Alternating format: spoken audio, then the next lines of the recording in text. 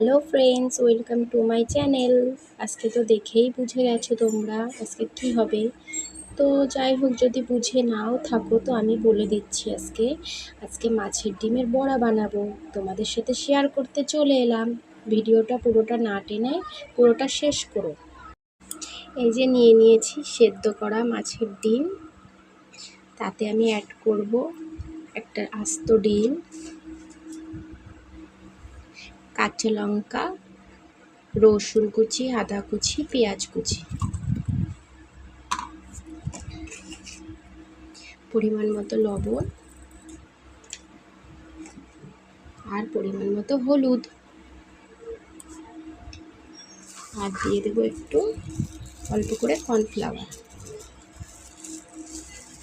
এবার এই যে ভালো করে এটাকে মাখিয়ে নিচ্ছি।